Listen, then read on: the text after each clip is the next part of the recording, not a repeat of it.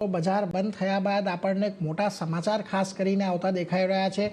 અમેરિકાના રાષ્ટ્રપતિ Donald Trump દ્વારા અહીંયાથી ટ્રુથ સોશિયલ પર પોસ્ટ કરવામાં આવ્યો છે અને તેઓ કહી રહ્યા છે કે ઈરાનના પાવર પ્લાન્ટ પર હુમલા એમણે હમણાં તાત્કાલિક રોક્યા છે। 5 દિવસ માટે તેમણે આદેશ આપ્યો છે કે ઈરાનના કોઈપણ પાવર પ્લાન્ટ પર કે એનર્જી ઇન્ફ્રા પર આવનારા 5 દિવસ સુધી કોઈપણ પ્રકારનો હુમલો કરવામાં નહીં આવે। તેમનું કહેવું છે કે ઈરાન અને અમેરિકા આ બંને વચ્ચે અત્યારે ખાસ કરીને વાતચીત ચાલી રહી છે અને થોડા દિવસ વાતચીત ચાલે એવી અપેક્ષા છે। એટલે વાતચીત ચાલે છે એ ગાળા દરમિયાન અહીંયા આપણા ઈરાનના જે પાવર પ્લાન્ટ છે કે અન્ય જે મોટા એનર્જી ઇન્ફ્રા છે એના પર કોઈપણ પ્રકારનો હુમલો કરવામાં નહીં આવે એવા આદેશ તેમણે આપ્યા છે।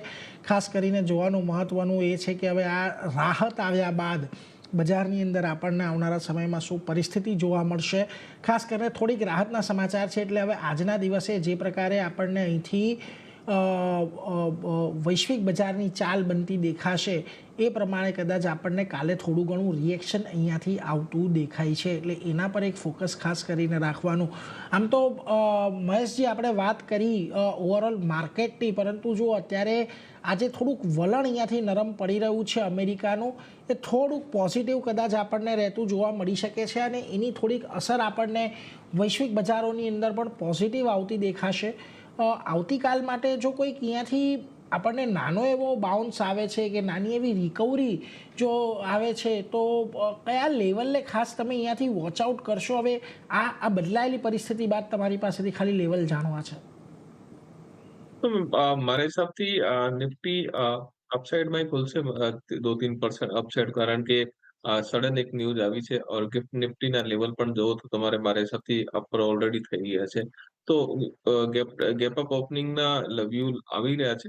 પણ તમારે અગર લેવલની વાત કરે તો મારા હિસાબથી 22,700-800 ને ઉપર અગર મેન્ટેન કરે તો પછી 23,000-23,200 આ લેવલ પણ ઓપન થઈ શકે છે। તો ઓવરઓલ આ સમાચાર એક પોઝિટિવ છે। મારા હિસાબથી આ પોઝિટિવિટીના એક કારણ 5 દિવસથી અગર વિરામ લાગે તો પછી એક વારના એસ્કેલેશન કૂલ ડાઉન થવાની પૂરી ઉમ્મીદ બની રહી છે। તો આ એક બારને આ સમાચાર પોઝિટિવ લાગી રહે છે। 23,000-23,200 આ રેન્જ પાછી જોવા મળી શકે છે। 23,000-23,200 ફરી પાછી એક વખત રેન્જ અહીંયાથી જોવા મળી શકે છે। એટલા માટે પણ કે જ્યારે આપણે અત્યારની પરિસ્થિતિમાં સમાચારમાં વાત કરી રહ્યા છીએ ત્યારે એક બહુ મોટો ઉછાળો આપણને ડાઉ ફ્યુચર્સની અંદર પણ આવતો દેખાયો છે અને એને પગલે ગિફ્ટ નિફ્ટી પણ આપણું બજાર બંધ થયા બાદ આજે ફરી પાછો એક વખત ઉછાળાના સંકેત આપી રહ્યું છે। એટલે કાલે એક મોટી ઓપનિંગ થાય અત્યારે એવા તો સંકેત છે। જો કોઈક અહીંયાથી આપણને અંદર ખાનેથી કોઈક બીજી ઘટના નથી બનતી જોવા મળતી તો એટલે ખાસ અહીંયાથી જોવાનું રહેશે કે કઈ રીતે આપણને બજાર ખુલતું જોવા મળે છે।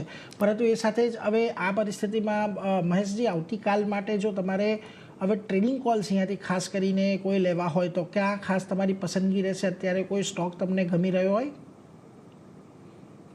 છે પાવર ગ્રીડનો સેટઅપ ઠીક છે। મારા હિસાબથી 298-300 ની રેન્જમાં બાઇંગ કરીને ચલી શકે છે। 294 ને બિલો સ્ટોપ લોસ, 308-315 આ રેન્જ અપર સાइड में ध्यान में રાખી શકે છે।